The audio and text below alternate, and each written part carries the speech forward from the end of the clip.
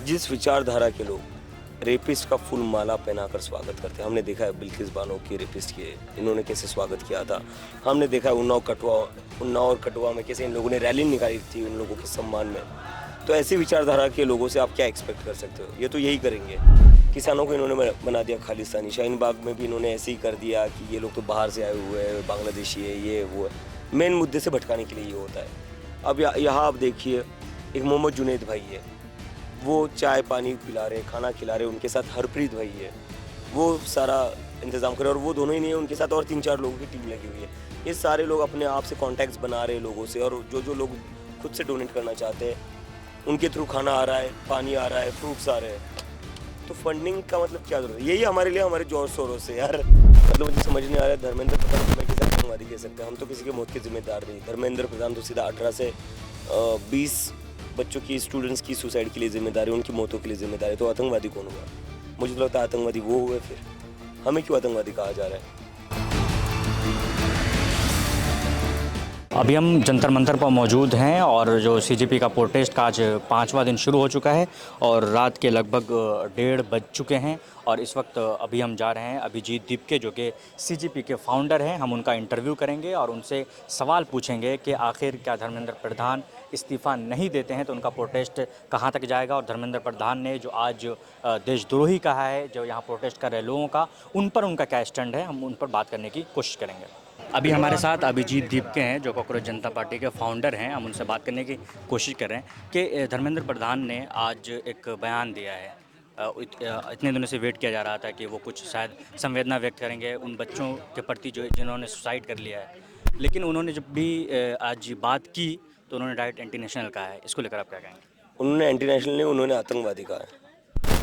मतलब मुझे समझ नहीं आ रहा है। धर्मेंद्र प्रधान को मैं किसी आतंकवादी कह सकते हैं? हम तो किसी के मौत के जिम्मेदार नहीं। धर्मेंद्र प्रधान तो सीधा 18 से 20 बच्चों की, स्टूडेंट्स की सुसाइड के लिए जिम्मेदार है, उनकी मौतों के लिए जिम्मेदार है। तो आतंकवादी कौन हुआ? मुझे तो लगता है आतंकवादी वो हुए। फिर हमें क्यों आतंकवादी कहा जा रहा है? हम तो स्टूडेंट्स हैं, हम इस देश का यूथ है। इस देश के यूथ को आप ऐसे आतंकवादी कह देंगे इतनी आसानी से? और किस लिए? क्योंकि हम जो स्टूडेंट्स की डेथ हुई उनके ऊपर सवाल उठा रहे, धर्मेंद्र प्रधान से सवाल उठा रहे कि पेपर लीक कैसे हुआ, तो उसके लिए हमें आतंकवादी घोषित कर दिया जाएगा? क्या चल रहा है इस देश में? देश में जब भी कोई आंदोलन होता है, कोई भी प्रोटेस्ट हो, चाहे वो शाहीन बाग प्रोटेस्ट हो, किसान का आंदोलन हो, एक नैरेटिव देने की कोशिश की जाती है कि उसकी फंडिंग कहाँ से आ रही है या ऐसा। तो इस पर आप क्या कहें? मुझे लगता है ये जो होता है ना, वो मेन मुद्दे से भटकाने के लिए होता है। किसानों को इन्होंने बना दिया खालिस्तानी। शाहीन बाग में भी इन्होंने ऐसे ही कर दिया कि ये लोग तो बाहर से आए हुए हैं, बांग्लादेशी है, ये वो है। मेन मुद्दे से भटकाने के लिए ये होता है। अब यहाँ आप देखिए, एक मोहम्मद जुनैद भाई है, वो चाय पानी पिला रहे, खाना खिला रहे, उनके साथ हरप्रीत भाई है, वो सारा इंतज़ाम करे। और वो दोनों ही नहीं है, उनके साथ और 3-4 लोगों की टीम लगी हुई है।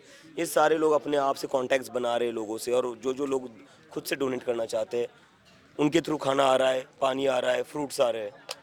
तो फंडिंग का मतलब क्या जरूरत है? यही हमारे लिए हमारे जोर शोरों से यार। ऑनलाइन मूवमेंट के बाद 6 जून से लेकर आप लगातार सड़कों पर हैं और लोगों के बीच में हैं और छात्रों के बीच में हैं। लेकिन धर्मेंद्र प्रधान के आज के बयान से तो ये साफ हो गया है कि इस्तीफ़ा तो दूर की बात, अकाउंटेबिलिटी भी नहीं लेंगे।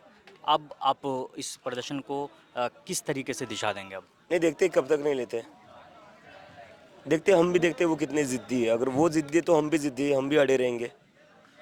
रात के लगभग 1:30 बज चुके हैं और अभी भी जो प्रदर्शन कर रहे लोग हैं पूरे एनर्जी के साथ जुड़े हुए हैं। तो आपके साथ जो इतने लोग जुड़े हुए हैं उनको आप क्या मैसेज देना चाह रहे हैं? मेरा तो उनको एक ही मैसेज है कि हमें बस यहाँ बैठे रहना है जब तक धर्मेंद्र प्रधान रिजाइन नहीं करते। हो सकता है देर लगेगी। इस देश के किसान को भी 1 साल सड़कों पर बैठना पड़ा था काले कानून वापस लेने के लिए। तो उनसे हमें सीख लेनी है। जब तक धर्मेंद्र प्रधान रिजाइन नहीं करते तब तक हमें बैठे रहना है। मेरा आखिरी सवाल आपसे ये है कि आपको जयपुर के अंदर थप्पड़ मारा गया, उसके बाद उन आरोपियों को ज़मानत मिली और उन फूल मालाओं से स्वागत किया गया। तो इसको लेकर आप क्या कहें? जिस विचारधारा के लोग रेपिस्ट का फुल माला पहनाकर स्वागत करते हैं, हमने देखा है बिल्किस बानो की रेपिस्ट के इन्होंने कैसे स्वागत किया था। हमने देखा है उन्नाव और कटवा में कैसे इन लोगों ने रैली निकाली थी उन लोगों के सम्मान में। तो ऐसी विचारधारा के लोगों से आप क्या एक्सपेक्ट कर सकते हो? ये तो यही करेंगे। तो अभी आपने देखा अभिजीत दीपके का हमने इंटरव्यू किया और उनमें कई अहम सवाल थे जो हमने अभिजीत दीपके से पूछा और उन्होंने पूरी तरीके से इसका जवाब दिया। तो आप देख रहे थे इनकलाब हिंदी, मैं कामरान सैफ, कैमरे के पीछे साहिब आलम, इनकलाब हिंदी, दिल्ली।